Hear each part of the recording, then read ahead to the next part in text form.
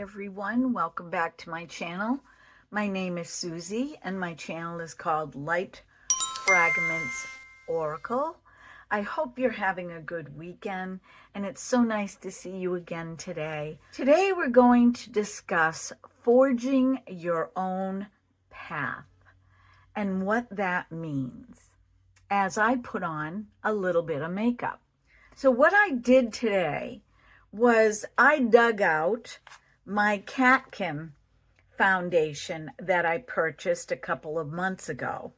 I will link that video up here so you guys can go watch it. But this is called Summer Palace. And I have the shade C01. This compact, which I think is absolutely gorgeous, is very similar, the component, to the Tier. So what I'm going to do is I'm going to put this foundation on today, and then when I get the Tier, I'm going to put that foundation on. This is a sheer coverage, and it's so inexpensive. Tier will be put on when I get it in. That is more full coverage. This is more sheer. So I'm going to build this up over my Hollywood Flawless filter. I got the mini a while ago. I'm going to put this on first, put the Catkin over the filter. So let's talk about what does it mean to forge your own path. Well, it's a lot harder than you think, because what happens is we get into a vein of living, right? We get into whatever career it is that we choose, or motherhood, or fatherhood, or a trade, and we get into that way of living simply for survival. But you can forge your own path within all of this.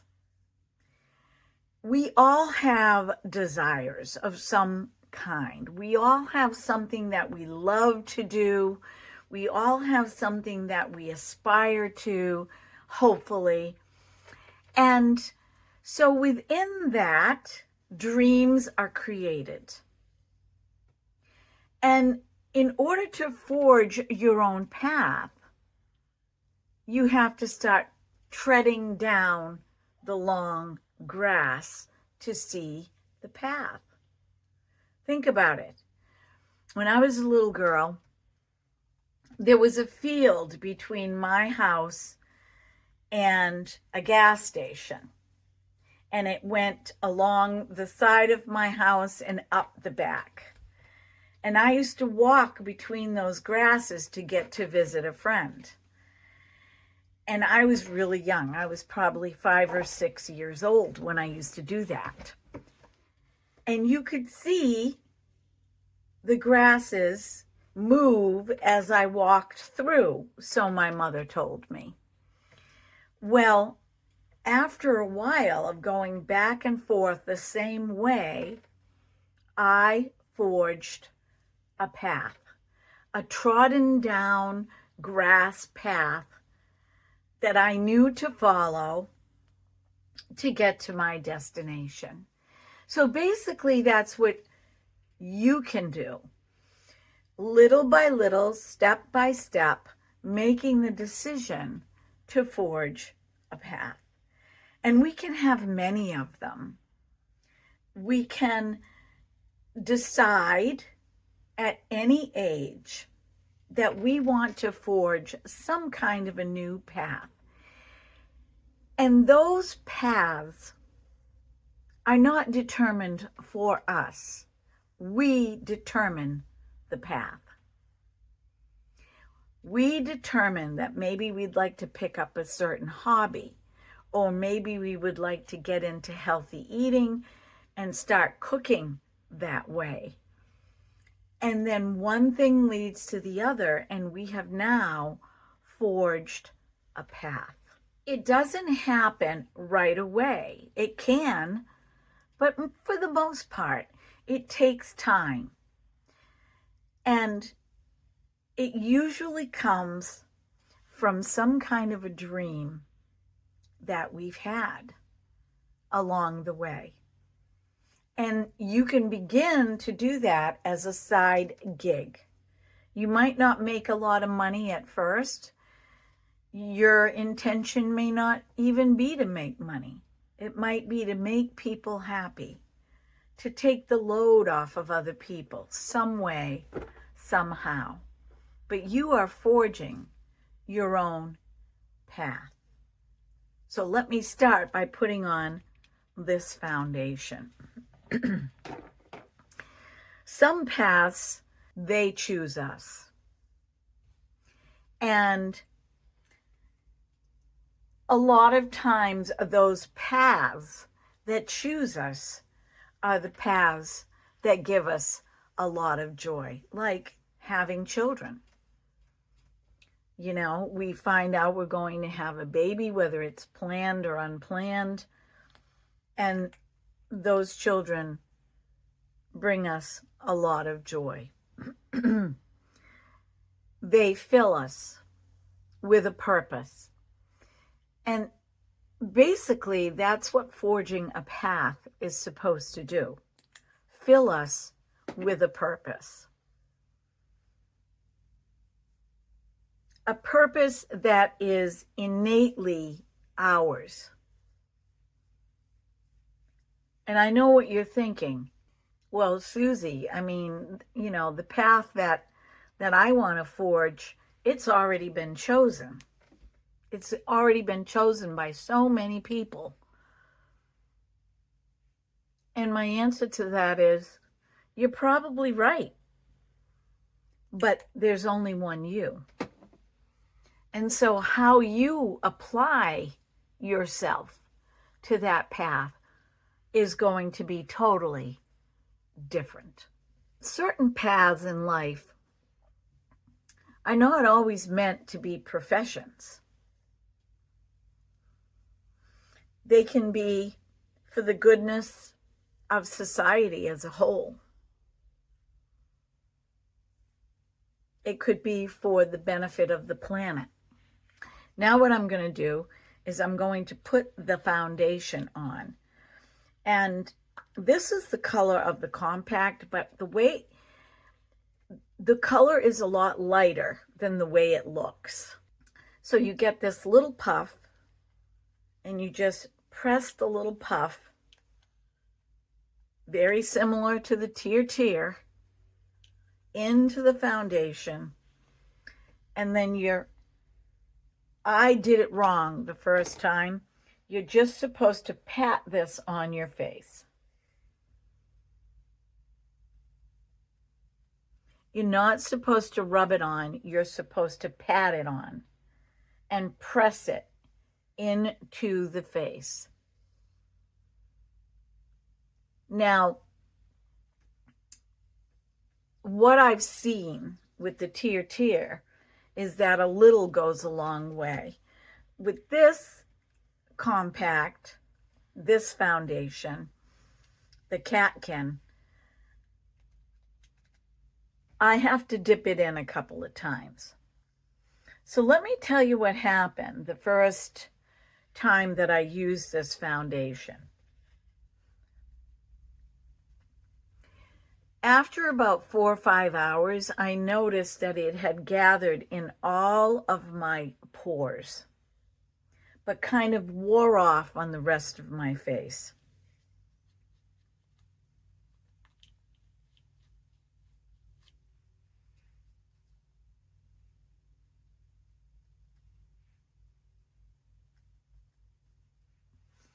You can see that it's sheer because it's not covering up this blemish. There is no smell to this foundation. The one thing that I don't like about this puff is that it's not tight enough on my fingers. It's very loose. So I kind of pinch it. with my other fingers. You can tell that it's lighter. It's lighter than my skin. See? So I am going to draw some of this down my neck.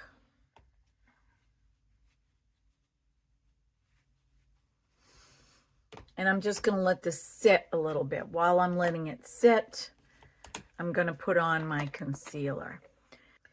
So let me know in the comment section what you feel about forging your own path. Are you nervous about it? Have you had thoughts about it? Is it something that you're interested in? Do you understand what it means? Or the profession that you've chosen, would you say that that is forging your own path?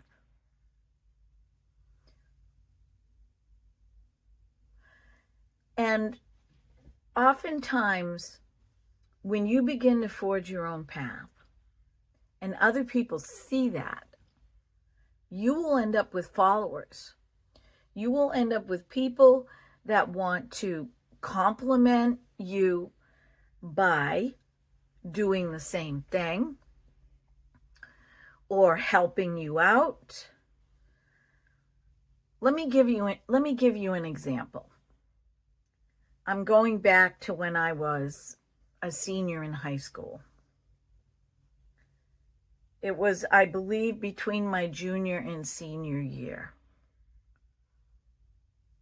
I talked about this a long time ago in one of my videos, but this was an idea that I had, and I wanted to forge my own path.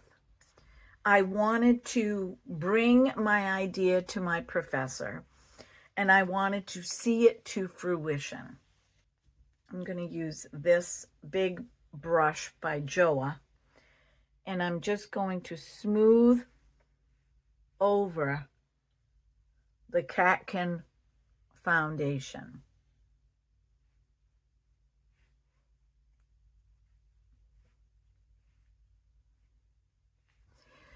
I took, by the time I was a junior, senior, I was able to take electives in school. I had earned enough credits, and so I was able to take electives. And one of the electives that I took was botany. And I took that class for 2 years. The first year, towards the end of the year, I had an idea. As you walked into the entrance of the school from the parking lot, there was a long walkway. And on either side were 2 flagpoles. At the beginning, well, almost at the beginning of the entrance. There was quite a bit of distance. I want to say probably 30 or 40 feet in. And when it was a sunny day, and I would walk, from the parking lot, get off the bus or whatever, or my friends, or sometimes my parents would let me take the car. And I would go to walk down that entrance. I noticed that the flagpole, when the sun was out, would cast a shadow. And it was different every time of day, because that's how it works with sun and shadows. That's also how it works with us, too, with our own inner shadows. They're different every time the sun is shining and the sun sets in our lives.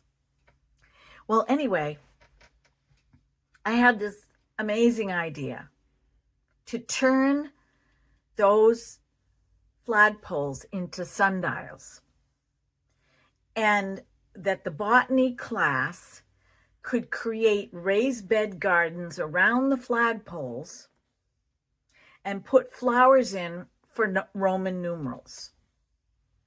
my teacher thought it was an amazing idea, but the first thing that he said to me, well, I have to run that by the school board. And I said, well, how do I go about doing that? And he said, well, call the school board. He didn't tell me what to do or how to do it. He gave me some tools to learn how to do it myself. And I got in touch with the school board, and they said the way to go about it is to present a plan with pictures and show those pictures to the school board at a school board meeting. And we will put you on the docket for the next school board meeting. So me and a couple of my friends from that class, we went to the school board meeting and we presented our idea because we weren't paying for this. The school would have to okay to, get the fill, to build the boxes, big enough to be able to put the flowers in and pay for the flowers. And I painted what it would look like, kind of 3D on poster board. And I was a nervous wreck. Well, the school board approved it, and we did create it. And all summer, those flowers grew. When we came back to start school in the fall, you could see the sundials working their magic with the sun. And we had to clock. We had to go out there at noontime, right? We had to, at 12 o'clock, we had to see where the flagpole was. And that became 12. And then we went all the way around the flagpole. It was really cool. They kept that up for quite a few years, except for there were some students that didn't want to do it anymore. So that was one way to forge a path that I never imagined that I would be on. And taking those classes and executing that idea in real time to fruition gave me the feeling that I would love to have my own gardens someday, and that I would love being a person that worked in the gardens. So you understand what I'm talking about, right? One idea, something that you think that you might really love to do, and present it, can turn into a path that you had no idea it would turn into. And I used that idea not to make money. My path was to execute this project and to take that experience into my life and use it for the sheer joy of planting flowers, perennials and annuals, and having a vegetable garden that I could enjoy the fruits of my labor. That was a path. It wasn't a path where I made money doing it, but I thoroughly enjoyed it and it gave me joy. But then there are other paths that we can take where we can make, motorcycle, how rude. I don't know. I hope he doesn't get caught, or she doesn't get caught in the rainstorm that we're about to have today. But anyway, and then you can, start doing something that you think, you have an idea that you might want to do. And the next thing you know, you are making money with that path that you've chosen. So think about that. Think about forging your own path. And listen, if you're thinking about starting a YouTube channel, and maybe you have a niche that you would like to share, just start. Just start for the sheer joy of it. You never know where it's going to end up. I watch so many videos, all kinds of videos, people that have 1 million subscribers and people that have 50 subscribers. I love to watch the society of YouTube expand and people stepping in to forge their own paths. Enough of that for today. Let's get on with the makeup and then we'll call it a day. I'm going to use my Blade Brow eye pencil to put my eyebrows in. I love the Blade Brow. You know, what's interesting is I picked up this Power Brow by Revolution. This is a thicker point to it, so you can do like a wide stroke. And this is a very thin point. So when I just want to do like little strokes to fill in, I love using this little pencil. And it's a lot easier to draw as well. All right, let's put on eyeshadow before I do anything else.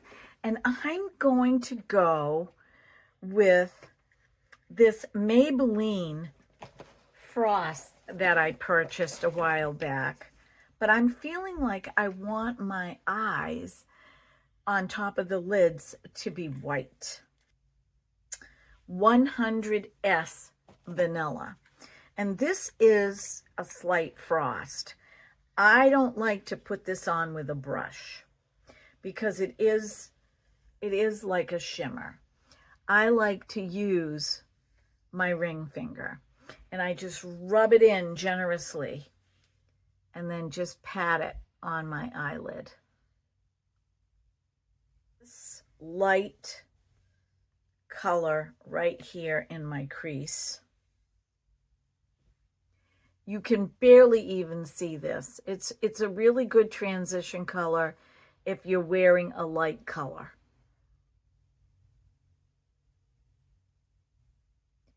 And I'm just going to kind of bring that up under my eyebrow.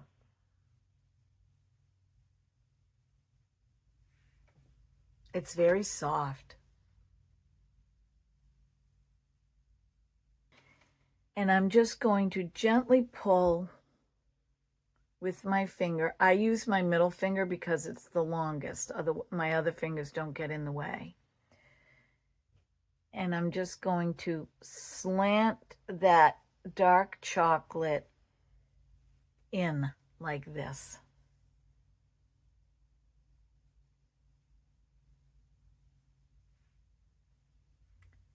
That's all I am doing for eyeliner. I'm not going all the way across. And if I want to, I can even go up a little bit higher than that. Same deal. Because I'm right-handed, I have to use my left hand and bring it around. I'm just going to gently pull. Now you can see where it's gathering in my crow's feet with the foundation. I'm going to just gently pull.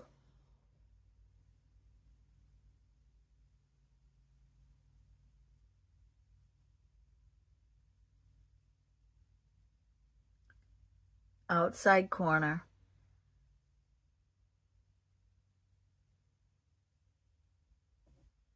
And in.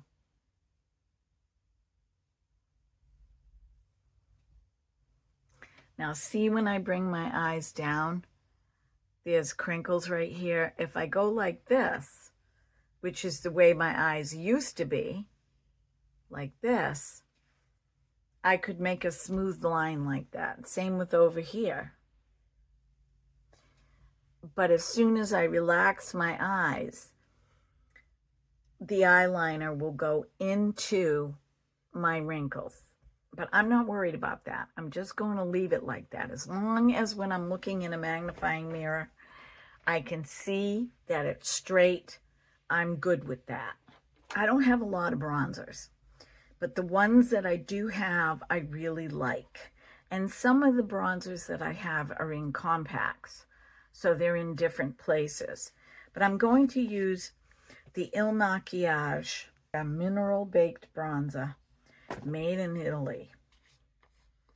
The shade is Waka Waka. This looks really, really dark and really, really warm. You do not need a lot of this. I'm going to use a smaller brush. I'm just going to dun, dun, dun, and tap it off and go just under my cheekbone with it. I barely tapped. It is a baked powder, so you do not need to do this. Although sometimes I do. Sometimes without thinking, I just do. I am going to put a little bit up. I usually put my makeup on pretty much the same all the time with eye variations. I'm going to take this and I'm just going to blend that in.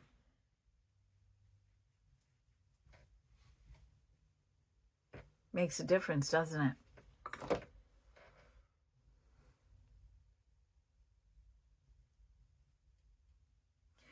This is a beautiful bronzer. I think I'm going to use my Hourglass blush that I haven't used in a long time. This one is